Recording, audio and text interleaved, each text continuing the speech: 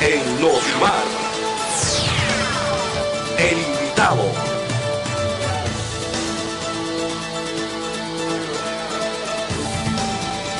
El tema obras que se construyen en el puerto pesquero artesanal siguen generando reacciones. Hay que recordar que Autoridad Portuaria dio 10 días de plazo al ingeniero Wagner Velázquez y decidió de manera unilateral rescindir el contrato.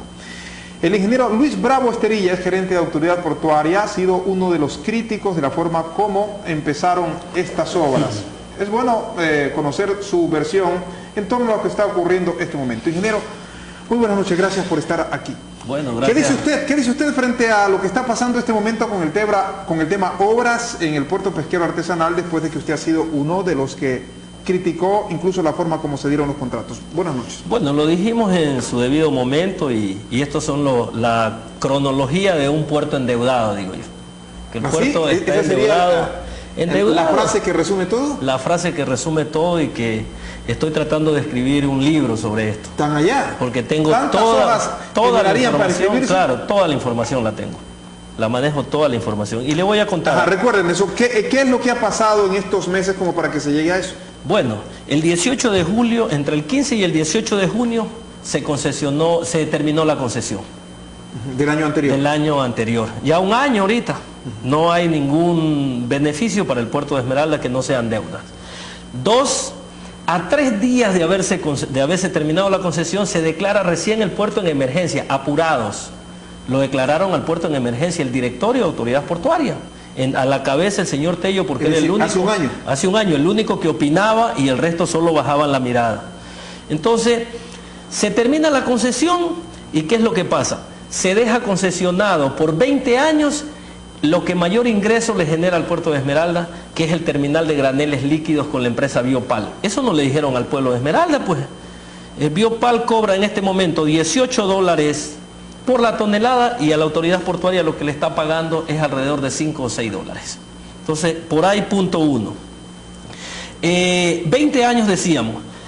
El 21 de junio, decía, escaso 3 días, se declara la emergencia y recién se dan cuenta que había que dragar. El dragado, que ya lo hicieron, que lo están haciendo, le cuesta al puerto de Esmeralda, o a los esmeraldeños, o al país, alrededor de $2 millones. Que hay que reparar los muelles, sin haber hecho caso a lo que decía el anterior contrato de la concesión, que firmado por Mae Montaño, Bolívar Vázquez, en el cual decía que el puerto, en caso de que se termine unilateralmente, por lo menos había que dejar el patio de la casa limpio y las gradas bien arregladas para que alguien pueda sufrir. No. Entonces se declara, y el mismo presidente del directorio en la acta 019 del 21 de junio dice que no hay plata y que hay que declararlo en emergencia para poder hacer esas obras. Entonces se causa perjuicio, porque en el acta inicial se reconoce 6,5 millones y a ti no te reconocen el dragado, que es lo que debían de haberte dejado reconocido, y lo que es el mantenimiento de muelle. Pero esto da como consecuencia más adelante, en el acta 021 del 28 de junio, autorizarle a la gerenta para que, dice textualmente, autorizar a la gerenta para que adjudique, suscriba el contrato de la fase 2 del proyecto del puerto pesquero artesanal. Como no tenían seguridad que el departamento técnico iba a prestarse para las mañoserías que se dieron en ese momento, entonces contratan profesionales de afuera. Los técnicos que estaban en Autoridad Portuaria no valen. Ellos presentan un informe, y en orden prelatoria, ellos dicen que las empresas que han ganado es Redma S.A. de Guayaquil y el ingeniero Wagner Velázquez Pérez, seguido del ingeniero Fernando Román. Ingeniero Wagner Velázquez entonces habría quedado en segundo lugar. ¿Cómo llega a adjudicarse entonces? ¿Cómo llega a adjudicarse? Había que preguntarse. La pregunta que le hago yo a usted, ¿qué conoce? No, por simple decisión de la gerenta de ese momento, dijo que por ser una empresa esmeraldeña, ella consideraba que el señor fulano de tal, Wagner Velázquez, debía de cumplir, con una observación de por medio que había hecho la comisión técnica, de que él no cumplía con las maquinarias, ni tampoco cumplía con el personal adecuado para esta ejecución de obra. Se la dieron a sabienda de esto, pero mire, esto va mucho más allá. En el anticipo la ley de contratación pública es muy clara y estaba un abogado de presidente del directorio, el señor Gregorio Tello, funcionarios de alta trayectoria, como son la parte que estaba encargada, le dan a él el 70% del anticipo, cuando máximo debían de haberle entregado máximo el 50%, y le entregan el 70%. ¡Oh, sorpresa!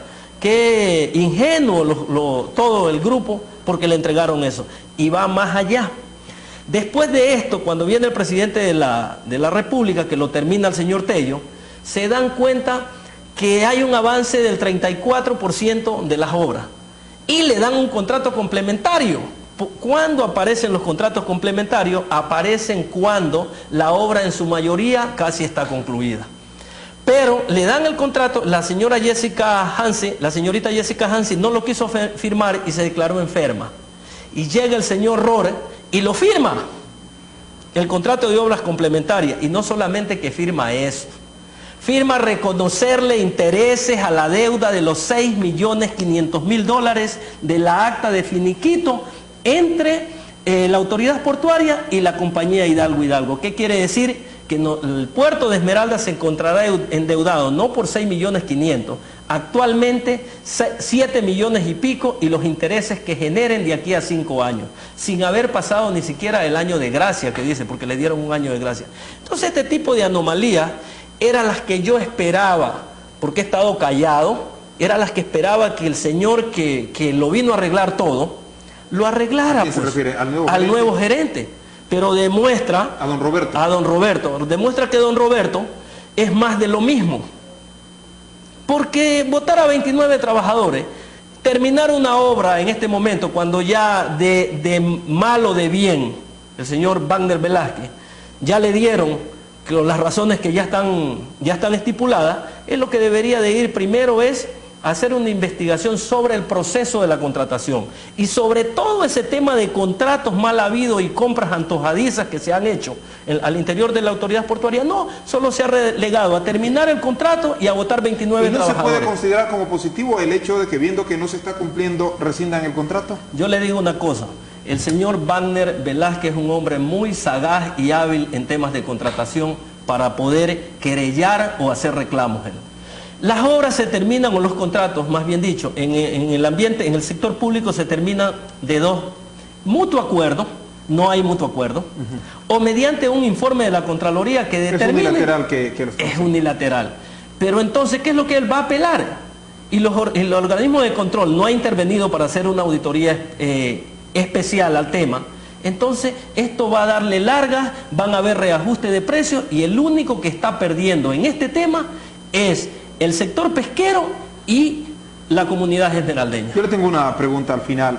Muchos se estarán preguntando, pero ¿por qué Luis Bravo Esterilla insiste tanto en esto? Claro, es verdad, es un ciudadano esmeraldeño, usted fue regente del puerto. ¿Tiene quizás algún interés o algún deseo frente a lo que está pasando en el pueblo, en el puerto? Oiga, no es más que el interés ciudadano, porque da un poco, como podría explicarte la frase, da asco. Si es así bienvenida, así, tan abajo, ver cómo ciertos funcionarios públicos se han prestado para delinquir en contra de la autoridad portuaria de Esmeralda, y que ahora se encuentre una persona que es gerente de autoridad portuaria como presidente.